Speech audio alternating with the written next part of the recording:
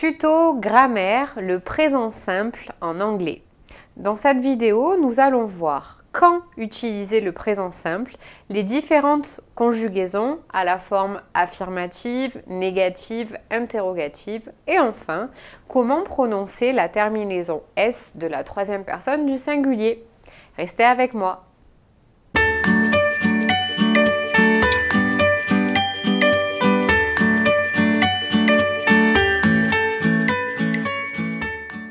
Petit 1. Quand utiliser le présent simple?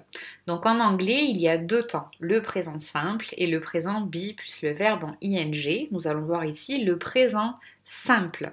On utilise ce temps pour énoncer des faits de façon neutre, donc sans donner son avis, son opinion. Comme pour exprimer des vérités générales. Exemple, It rains a lot in England. Pour parler des caractéristiques du sujet, si je parle de John et que je dis John comes from London. Pour parler également d'habitude, en utilisant des adverbes de fréquence comme always, never, sometimes, rarely, seldom. Exemple, I always go to the swimming pool on Fridays.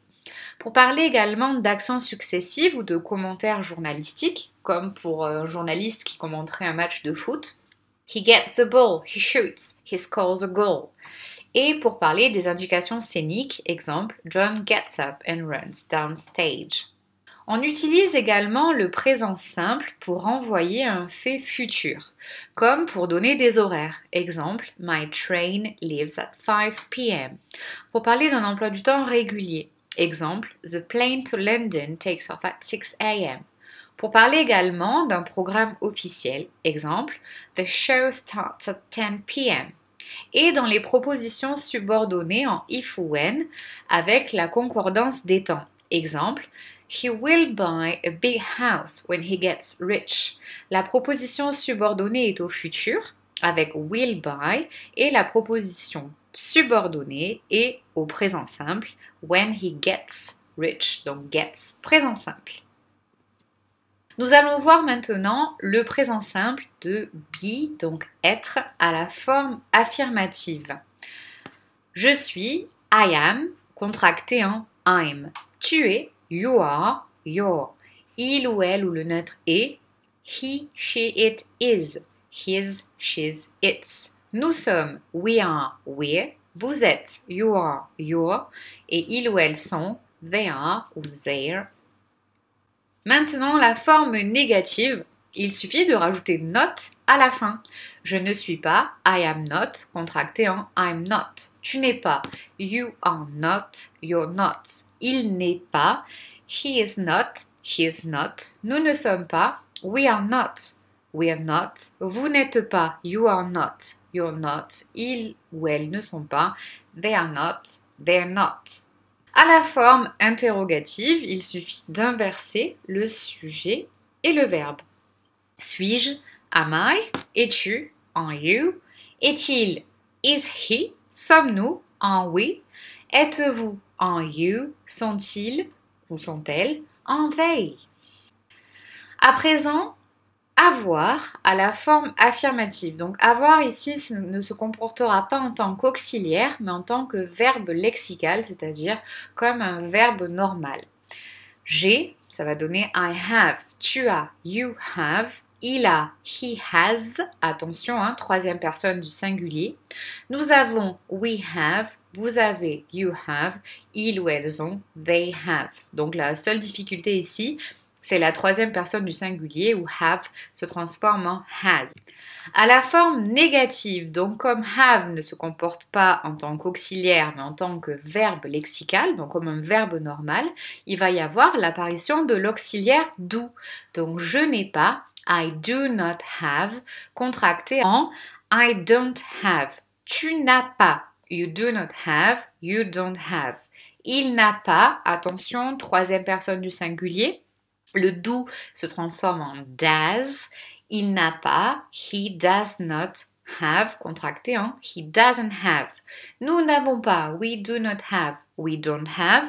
Vous n'avez pas. You do not have. You don't have. Ils ou elles n'ont pas. They do not have. They don't have. À la forme interrogative, donc comme à la forme négative, il y a toujours l'apparition de l'auxiliaire do, puisque have fonctionne ici en tant que verbe lexical.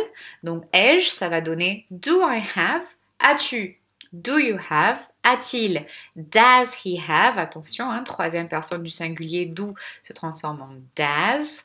Avons-nous, do we have, avez-vous, do you have, ont-ils ou ont-elles, do they have. Le présent simple, maintenant, des verbes de n'importe quel verbe à la forme affirmative. Donc comme son nom l'indique, le présent simple, c'est très simple.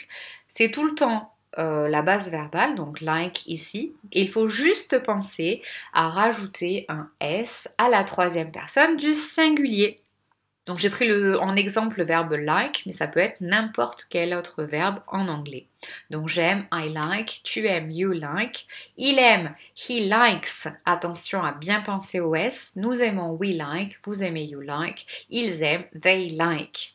Attention cependant à l'orthographe de certains verbes, notamment donc à la troisième personne du singulier.